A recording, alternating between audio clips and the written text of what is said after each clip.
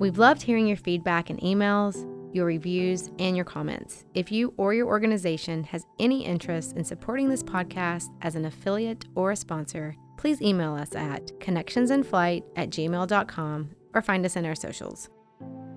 Welcome back to Connections in Flight. I'm Erika. I'm Sarah. Join us as we have another meaningful conversation about navigating our current life flight.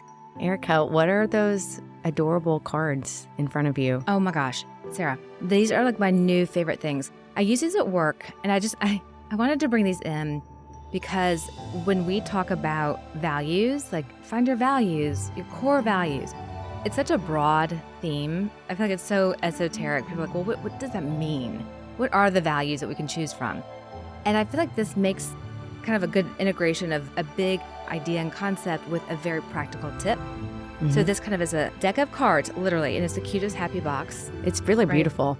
Each card in here is a different value. And then it asks you on the back different questions of like what it means to you. And you can put them in categories because there's a ton of these. I think there's like over 100 in this deck. But then it has these 3 cards that say, it doesn't matter to me, matters some to me, or matters most to me. So you can sort them to help you understand more about what you value.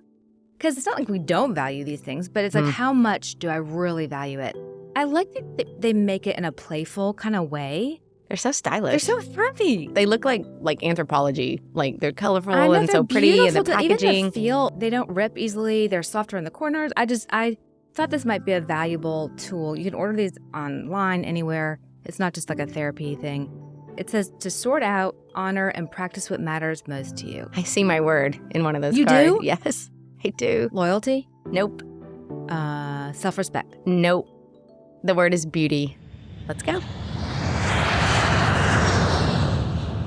Thank you to BetterHelp for sponsoring this episode. BetterHelp is the world's largest therapy service, and it's 100% online. With BetterHelp, you can tap into a network of over 30,000 licensed and experienced therapists who can help you with a wide range of issues. To get started, you just have to answer a few questions about your needs and preferences in therapy. That way, BetterHelp can match you with the right therapist from their network. Then you can talk to your therapist however you feel comfortable, whether it's via text, chat, phone, or video call. You can message your therapist at any time and schedule live sessions when it's convenient for you. If your therapist isn't the right fit for any reason, you can switch to a new therapist at no additional charge. With BetterHelp, you get the same professionalism and quality you expect from an in-office therapy, but with a therapist who is custom-picked for you, more scheduling flexibility, and at a more affordable price. Get 10% off your first month at betterhelp.com/connectionsinflight. That's better, capital BETTERHELP.com/connectionsinflight. Sarah, you brought up the word beauty. When I brought up the word values, what made you pick that word? I really have reflected a lot on those 2 episodes, attention and vanity. Maybe more than any ones I'd even done before, because they're happening right now in my life. Like the burnout, that was hard for me to talk about, but I'm several months past it at this point. So it's almost like I just see that different. But these are like things like I've said before, like my palms sweat because this is like so real in my life right now. But anyways, how I came up with vanity, I was first thinking about attention and who we give our attention to. And I was thinking about it in a work setting, and I was reflecting back on that episode. And I was thinking about how in a workplace, honestly, the better looking people sometimes get more attention. And I thought about a quote that I read a long time ago. I think it was one of the first like meme looking quote things I saved ever on Instagram, because I love saving all those things. And it was, do not mistake beauty for goodness. And so I was just thinking about that and in a work setting, how like just some people, based on their looks alone, they might, I'm sorry, but they might seem to be perceived as like the better people at work or smarter. And you're talking about men and women? I'm talking about men and women. I don't think this is I'm not sure this is just a woman thing. After we did vanity, You asked me a question I really went home and thought a lot about. And it's funny that you said the word value, because you do say that a lot. Mm-hmm. And it is something I have spent more time thinking about, like, what do I value? Mm-hmm. And then, like, with the B values or the B goals, like just choosing things you value. So anyways, you asked me a question, and I might not say it exactly, but how I remembered it was, if you are aging or losing your looks or whatever, what does that mean to you? Mm-hmm. And all of the things that sometimes we think about aging, like my knees hurt or whatever, like that's honestly not what's been scaring me. I think it was honestly like not being as pretty. Mm-hmm. I mean, I don't know what people are going to think when they hear that, but like, am I like not Well, going you're to be, human. I mean, right? Like kind of went on an internet search a little bit about like beauty. Who defines beauty? Does beauty change? And it took me back to that quote that beauty is not goodness. And I think I value goodness more than beauty. I do. I really do. I believe that. But I want to be hot and good. Okay. Are you familiar at all with the book Beauty Sick? No. Okay. This is a really fascinating book. It's by a Dr. Renee Engeln. Engeln. I think I'm saying that name right. Okay. What I love about this book is it's not angry, but it's very honest about the balance of how much attention we give beauty. So like you're saying, it's okay to want to look good or be attractive. That's totally fine. But if our focus or our energy or our worth gets so tied up in appearance, is that really making us happy? Or is that more of an impairment? I wonder. I think she talks about questions to ask ourselves, not only within ourselves, but also within our societies, about what messages we're sending each other about what's important. So I used to work with eating disordered patients, right? From high school to adulthood. And anything from anorexia, bulimia to compulsive eating, the whole spectrum. The common theme in every eating disorder is feeling not enough. So I'm not saying that if you care about your appearances, you have an eating disorder. But it's like, if you think of that spectrum, at what point does something fine, if it makes you feel good to put on makeup, great. But at what point does it feel like an impairment? If I don't have the makeup on right, or the right outfit, I'm not enough. Is that almost like addiction? I mean, are you almost addicted? Because isn't that kind of what addiction is? Great question. So it's really about what's not happening. Okay, so going back to Helen of Troy, or the goodness point, it's if we're spending so much focus, possibly energy, possibly money, looking and doing beauty, appearance, hot, anti-aging, whatever it is. Think how many hours a week, if you added up all that time, even scrolling through Instagram. Oh, I'd be so embarrassed. Right? Oh, my God. What else could we be doing with that time? Oh, my God. I feel sick over it. Oh, my God. But seriously, so it's not that beauty is good or bad. It's what do we value, right? If we use to a certain degree, I feel okay with where I am now, or I want to take the supplement because I want to feel longevity and attractive, whatever, of course. But I think the emphasis of that being our worth is where it gets impaired. And in general, I think a lot of it's about conversation. Going back to the eating disorder thing, I remember telling parents a lot, don't comment about whether she's gaining weight or losing weight or looks too thin, or because appearance talk is a no-win situation. Even if you came in here and I said, I'd like your hair, instead of, you have good energy today, all of a sudden, even though it's a compliment, it's what's important that I noticed. It's a funny It is so funny. It is so funny. And I don't think my mom would mind me saying this, because I was just talking to her about this over the weekend. My mom is like the greatest person on the planet. When I was growing up, some of my most longstanding memories are her talking about her weight. And I want to lose weight, or I need to lose weight, or I need to go on a diet. Like, just not happy with the weight. And she wasn't picking on my weight. But I told her, I just said, I wish you hadn't had that feeling. Because I do think maybe, and I've told her, like, I think that's why, like, I mean, can be a little obsessive about my weight sometimes, but I do think it affected me. I mean, it has to affect young girls that are growing up. Sure. With mothers who, and sometimes I think to myself, oh my God, what if I was raising a daughter and like here I am talking nonstop or just about looks and weight and health. And even my boys now, they've gotten really into working out and creatine and their pre-workout stuff. I cleared all that with a doctor, by the way. It's fine. But I'm glad you're bringing up this is not just a girl thing. It's not. I mean, I have 3 teenage boys, and I'm just thinking, how much do I support this? And do I comment on their bodies? And the other really funny thing is that my 3 kids all have extremely different physiques. Like, the DNA replication is just, it's crazy.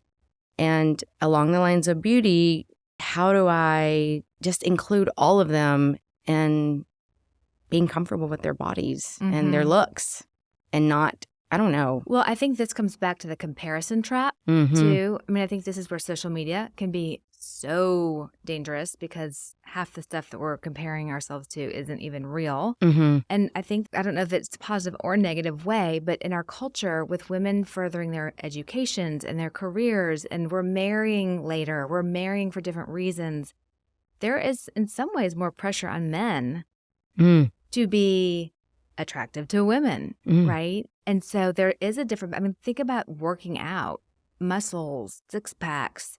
You know, there is a pressure, athletics. Look at Tom Brady. You know, we are all his body and how does he do it? And I mean, there is that pressure. So going back to your questions, how do you talk about it? Find out to them what their relationship with their body is, or if they are working towards a goal. Does it sound like an impairment? Like I'm not enough unless I have the 6-pack, or how much attention is it requiring from them to get that? Now, there are different times for different reasons we need to do that. If we've just had a baby, maybe we're dieting a little bit more to get back in shape so we can chase the toddler around. Or maybe if we've been sick and we've lost weight and we're trying to restore that and people are complimenting us. That's why appearance talk, I say, get it off the table. That's different than what's your relationship to what your workout is. It's hard your to regime is. Get it off the table, though, when, I mean, they're talking about it. I mean, they talk about muscles and how much they're bench pressing and did they work out today. So what does that mean about what they're valuing? Is it the success in their sport? Is it the way they look in the mirror? Like what? I think that's the conversation is the values. I think it's a little bit about how they look in the mirror, for sure. Maybe even more than a little bit. So remember, it's not just a girl that affects too. No, absolutely not. Even though you're not saying it to them, if you're hard on yourself, they may still pick up on how we look is important. I want to go back real quick to something you said when we just started this little bit about an impairment. What can you talk about that a little bit more? Like you said, something about if it's an impairment. What does that mean? Okay, good question. So if you think again of like when people say what's normal, right? Okay, there's no normal. But in terms of like a continuum of, trying to think of an example. Well, we can say exercise, right? Okay, so like if I exercise because I want to have strength and strong bones and joints, great. And I get a high from it, right? So that's great. The impairment phase would be further down the spectrum where if I am not okay if I miss an exercise class, or I'm not able to go to my child's school play because I've got to go exercise, or it's like more of a punishment, the negative effects psychologically, or maybe even physically that I'm doing to my body are starting to get impaired. It's interfering with my functioning. Like maybe I'm losing sleep. Maybe I'm not taking rest when I'm injured. It's like causing some damage. Now, further down that continuum is disability, right? Like government might need to step in and say, you can't go to work or, whatever, that it's really a shutdown. It's not just impairment that we can correct, but it's a true disability where I need treatment or I can't function. Mm. So we want to kind of read where we are on that continuum. Mm-hmm. With Instagram and social media, you don't even know what pictures are real a lot of times. And how would you talk to a child that, or maybe even adult, where they're on the other end of the spectrum where they're not exercising? Mm-hmm. Like, how does that go? Did you say a child Mm-hmm. in your household? If I had a child that like I want to encourage to be healthier. I'm glad you're asking this question. So without making him like have body dysmorphic disorder. Of course. I think this is again about family values. Mm. I think it was in the episode Grit, we were talking about like when's it time to quit? Yes. And if yes. it's like, well, my kid is on this team and hates it, do I force him to keep doing it? Mm-hmm. Well, maybe it's not that sport, but it is activity. Mm-hmm. Yes, ice cream's fine, but not every night. It's learning how to teach them as a family value, balance. Mm.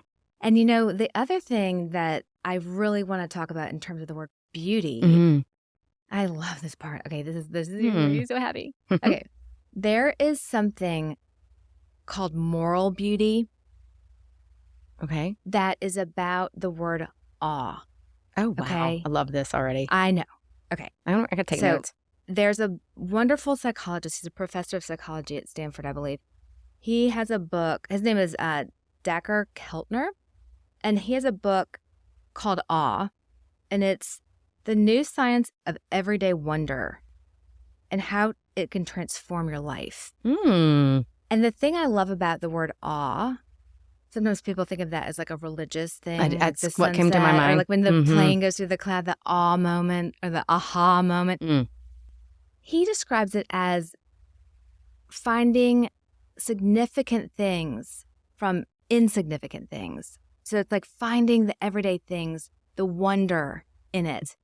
So if you're out with your son on a walk through the neighborhood, the one that, I'm making this up, the one that doesn't exercise, you don't know how to talk to him about it.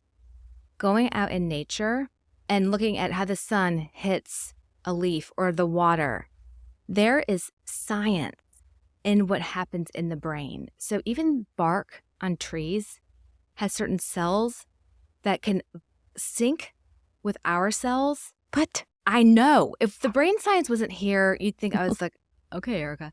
oh my God. But this is what's so cool. The neuroscience shows us the frequency. We talk about music therapy or think about the sound of ocean waves. Mm-hmm.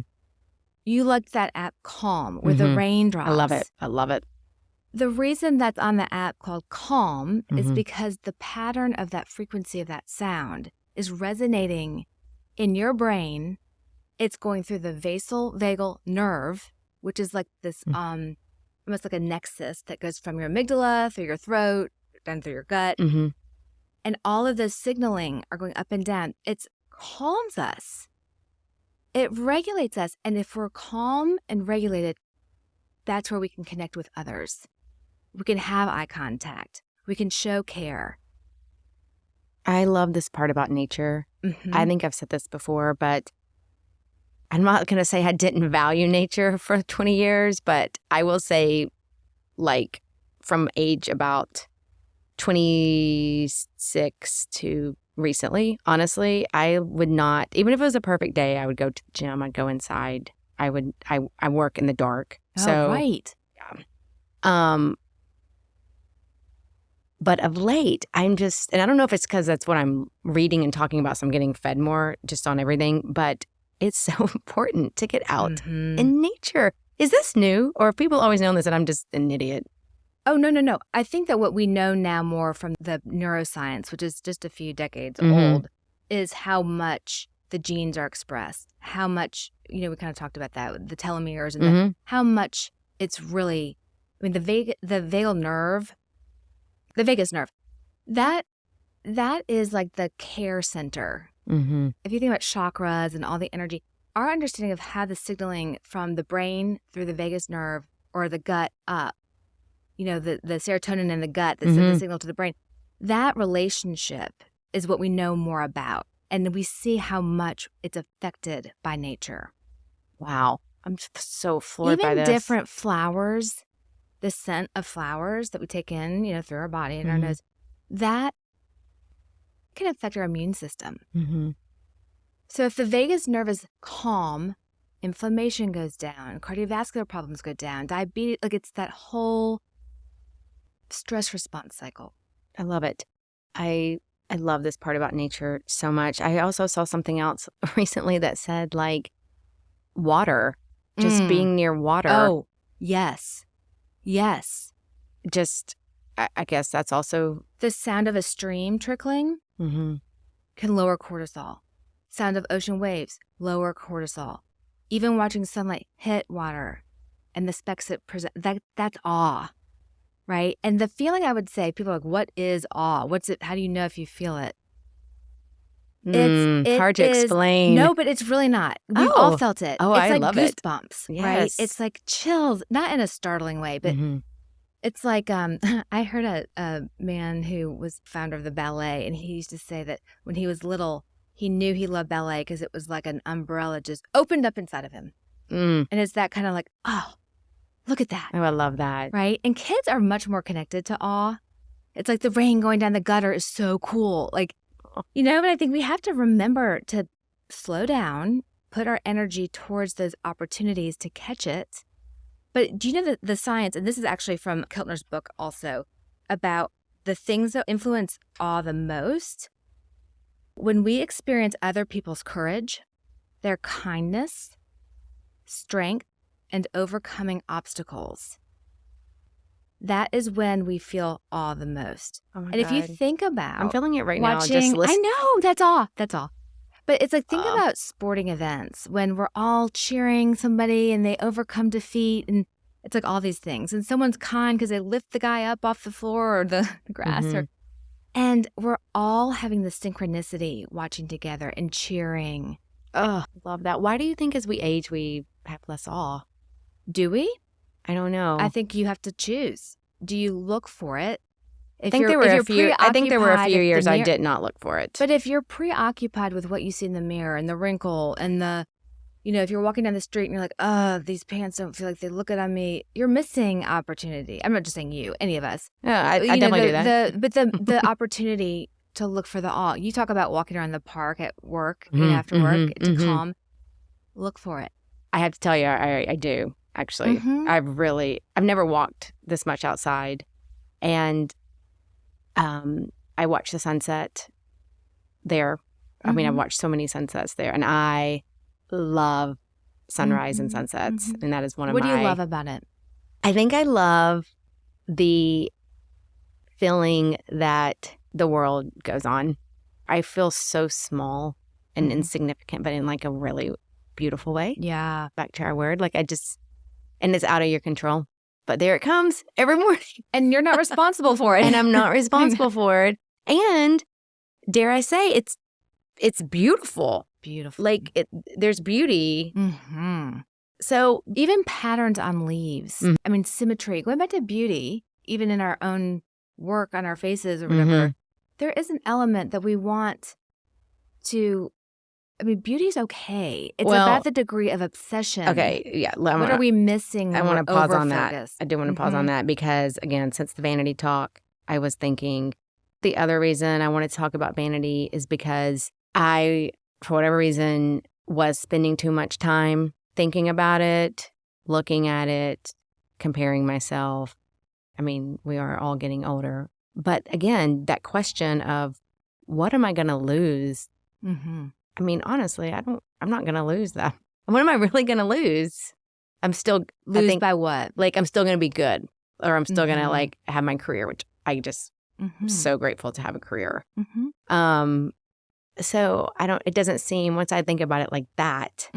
And the other thing is, I think I was starting to feel, like, a little guilty about wanting to stay looking young. Like, I can't believe I would spend this much money on that. But I don't know. I do. But should I feel guilty?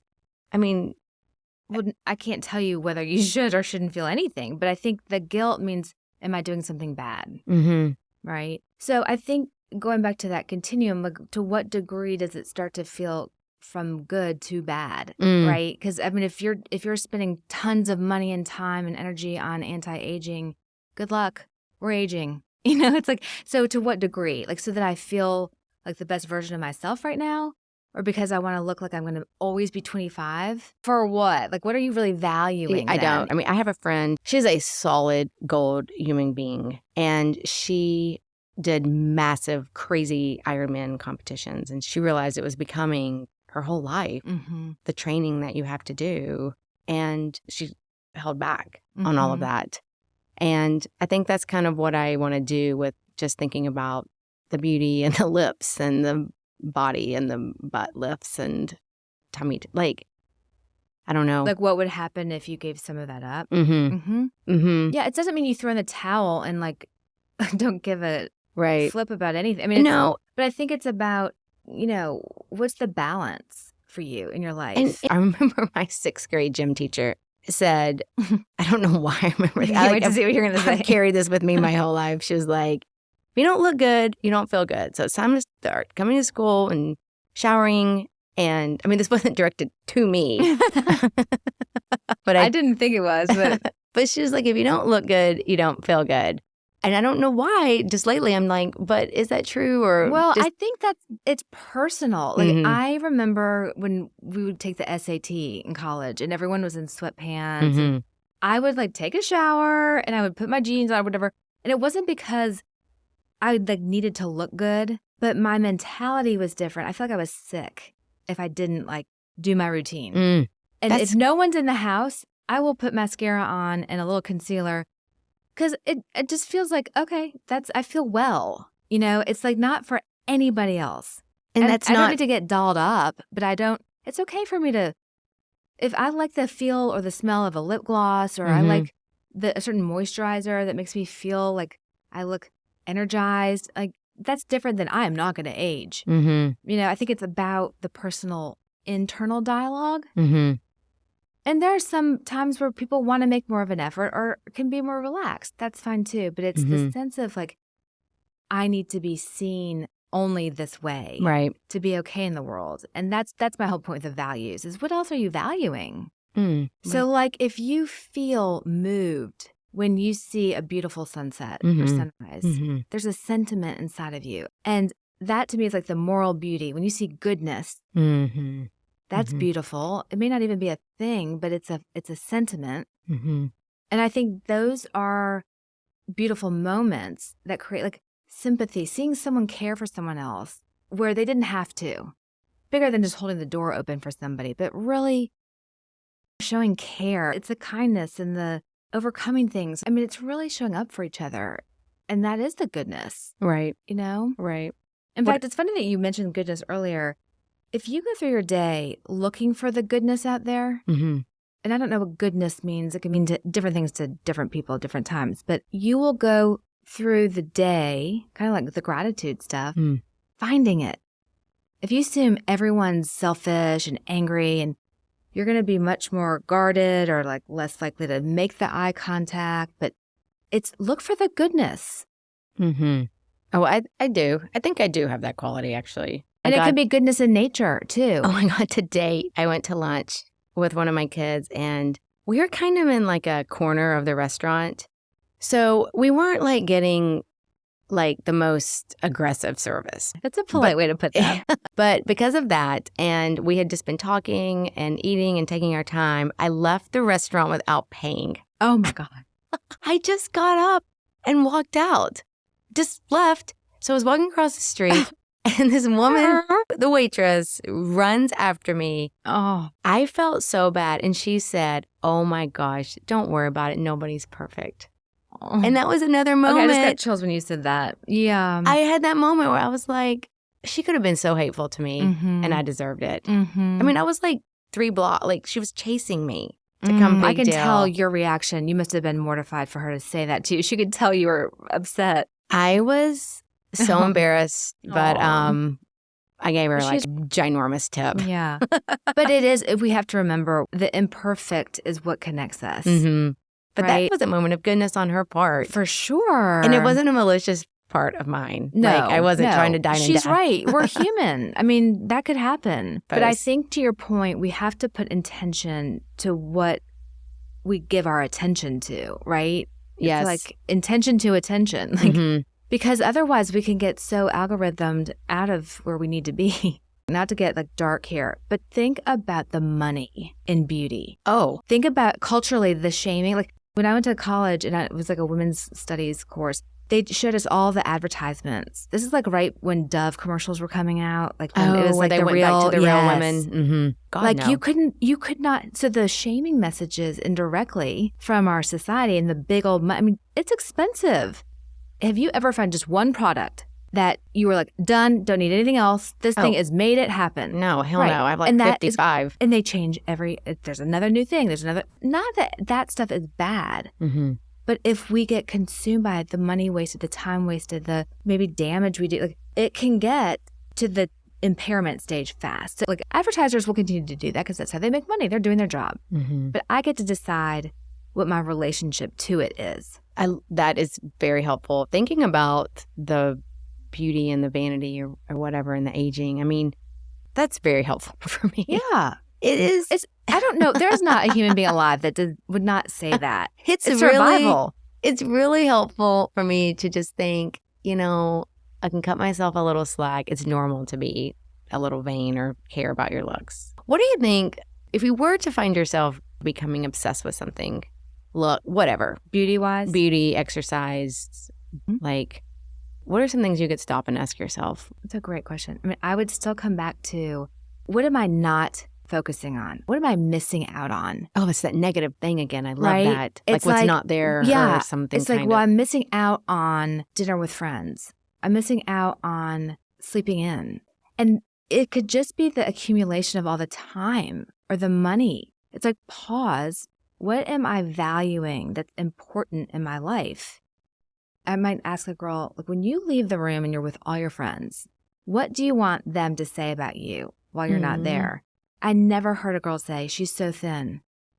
Oh my God, that's pretty powerful. I know. They would say, oh, she's so nice, or she's so funny. And I think women compete with women more than doing it for men. I think that there's some truth in that as well, for sure. So we get to decide how we change the culture. I'm not saying that in a swooping statement like, all right, ladies, get angry, but more of like how you talk to your friends. If it's appearance talk all the time, what aren't you talking about? You're not talking about ideas. Right. Since the vanity and then doing my own little dive on the internet, I feel much better about all of it, to be honest. And in therapy-esque kind of fashion, like, I'm not going to shame myself over it. It's just normal. Just You're learning as you go. Just learning as I go. And having conversations about it and asking the questions is how we figure that out. Yeah, I don't think I've ever had a frank conversation about all of it like we have done here. Why do you think that is? I don't know. No, seriously. Think about it. It's like we're Competition. supposed to not care. Think of the double bind. Oh, We're interesting. supposed to just wake up this way, or we're just supposed to have these genes or whatever. I mean, it's like kind of embarrassing that I have to do all of this.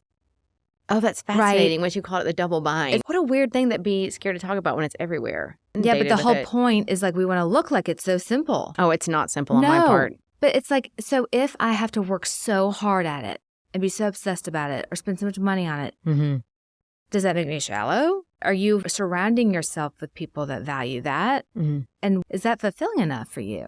Oh, I love that. Right? That's great. I mean, if the length I have to go to get in that skirt because I want to buy that dress because I want to look a certain way because I know everyone at that party is going to be wearing something like that. What if we look at it from values? Is it really what I'm valuing? I don't have to judge them, but it doesn't resonate. Maybe it did in college or whatever, and maybe today it doesn't. And it's not about good or bad. It's about really the alignment with your own values. Values. Like loyalty or... Let's do your card game for beauty. I'm curious. Oh, Is it? let's see. See if you can find. Okay. It says to notice, create, cultivate, and surround yourself with beauty. Then on the back, make a list of all the ways you currently invite beauty into your life. Keep your eyes and ears open, honing your senses to pick up on beautiful things that you might otherwise miss. For a period of time each day, put away your digital screens and spend some time in the physical world. We just talked about that. I know. I swear I've not read this one. Consider making small changes in your living environment so that everywhere you look, your eye will fall on something you consider beautiful. Oh, I love that. I've read that before. I've read that before. Isn't that so true? Like in a room, in a space. I haven't done it in this house as much, but to go around your house and sit in a chair and whatever your gaze falls upon should be something either you love. Mm-hmm. And if there's nothing, that's also a problem, right? I mean, if it's like there is no vase, it's just like our studio. Okay, this one you'll love. Okay, this is the last one. Look for beauty in the people around you, their qualities, how they behave, a choice they make, then comment on it. You'll find this kind of awareness is contagious. Oh my God, that's so funny. We did talk about most of those. That's so interesting. I really thought the card was going to be like it was nothing. It was about the moral beauty, I guess. I really want to circle back. I think it's so nice to acknowledge and how that card did, like of how important a home and aesthetics are and how that really affects you to come home to like a well-appointed I didn't home. even think about that till you just said that, but we can get as impaired with comparison traps with our homes, inside and out. Oh, like keeping up with the Joneses? Oh, yeah. Oh, and what kind of bathtub someone has, and that's Instagram too. We can see so much of people's. But what we coming back to this card, what you just said about looking in each corner, or sit in each chair and find beauty or sentiment. That's what it's about. It's not just the stuff. No. Our space, whether it's nature or our homes, it's got to feel calming. I wonder if there's articles on that. I'm sure. I would like to maybe circle back to that one day. Yeah. Or even with like a designer. It is important. I think their work is so important. And architecture, like the beauty in architecture in our world. I love this. I feel way calmer. You can apply this in any setting through your five senses, finding beauty in sound or smells, or, I mean, our eyes are naturally going to see what we see. But when you think about the sound of ocean waves and finding beauty, just that might be a fun exercise too, different ways to connect to that. It's not just the way something looks. Yeah, I so appreciate that. Even though I guess it seems kind of elementary, although it's not elementary to me, like, I really feel like the takeaway is honestly like the importance of being outside in nature. And I know it sounds ridiculous, but I just did not do that for many, many years. I just did not really spend any time outside. And I think that's why we have to do that again. I think that's what helped a lot of people through COVID. I did start walking outside during COVID. Gyms were closed. Yes. And I wonder if that's when it started, actually. yeah. I did start walking outside with COVID. 'Cause, I mean, you had to. Even on a gray day where you're like, I don't want to walk the dog. Just notice like the wind, the clouds, the birds. Like, you'll feel better. You'll feel better. It's your vagus nerve. Your body is like, thank you for this. Even all the different cells in the different plant, the different vibrations of noises and wind, and be intentional about it. Happy talk this has been for me. I love this kind of stuff. It's because it's right. It's accessible to all of us in some way. It's a choice we make. Well, and I do like how you acknowledge that it's just so weird to talk about this kind of stuff. I don't know why. And it's awkward to. But there is an element of secrecy. Like, and I've said this to you before, that you're so honest and open about what you try and what you want to share it. But a lot of people are they want to find the secret formula. Well, I want to. And it's like, that's where it gets us against each other. And it's like, for what? No, I don't mind to share it. And I'm just curious if anybody, like, I'm more curious, am I alone in this? And what? Like what I talked about in Banny. Like, am I alone in this fear of what I'm going to look like? As it feels good it always feels good to like literally have it stewing. And I know there's the science behind this. Like, it's stewing. I'm not talking about it. And then I talk about it. It's like, doesn't even seem that. Right. Your truth is out. Like I just like, what was I? Yeah. Because there's like a fear of what's wrong with me if I'm like thinking about this. And the vanity thing, I'm obsessed with this like fold that I'm getting. Like, I am obsessed with it. Okay, I'm just going to admit it. I have this mirror right when I'm like brushing my teeth. It's a makeup mirror, but it's mounted on my bathroom wall. Like, it's right by my face. Every time I see it, I'm like, all I see is this fold that I'm getting in my eye. So it's a looks thing, or does it hurt? Does it No, feel girl, heavy? this is completely looks. ask yourself what you value about what it changes. I don't know why it's bothering me so much. Because this is not me judging. It's more about wanting to hold the support of the worth. Mm-hmm. Everyone has a personal, if there's something that's bothering someone so much, go for it. Who am I to say whether you should or shouldn't? Mm-hmm. At least add in there also noticing your worth. In addition, guess that's fair for any kind of thing like that. You can care about your beauty and try to change the world. Like, you can do both. I want to. But I think it's about the degree of attention. Like, what's the balance of it all? Maybe if I take down this mirror, honestly, I might feel better. I think that was part of what it said in this beauty thing. What did it say? It was about, like, read it your again. environment. No, I think that's brilliant. There's a reason that a lot of yoga classes don't have mirrors. Because they want you to be in touch with your body. Yeah. Oh, I never really noticed that before. Consider making small changes in your living environment. Maybe it's something that is making you feel a sentiment you don't want to feel. Maybe it's an old picture that was in my childhood home that gave me bad memories. Like, get rid of it. Like, just make it feel like a place that you find serenity in. I love that you said that, though. I think I am a purger to an extreme, but I do think it's okay to let go of stuff that's given you a bad. Not only is it okay, it's a great idea. Think how much of our lives we miss when we're preoccupied with things like that. Oh, I have been. Yeah. So if you shine the spotlight on something else, think about the energy. I will. And we have science to prove it. Like, that's what's so exciting. It's not just la-la. I mean, that's what makes me so excited. I love it. Okay. Thank you, Erika. Thanks so much for listening to us today on Connections in Flight. Would love to hear back from you. Please feel free to email us, leave feedback or comments. We'll be back next week with a new word. If you want to discover more about us, please find us in our socials, and all the links are in the show notes. Please be advised that the information discussed on this podcast is not professional therapy. If you are triggered or activated, please don't be afraid to seek professional help. Ample. He. Is this thing on? Yeah, that's on. Don't touch that.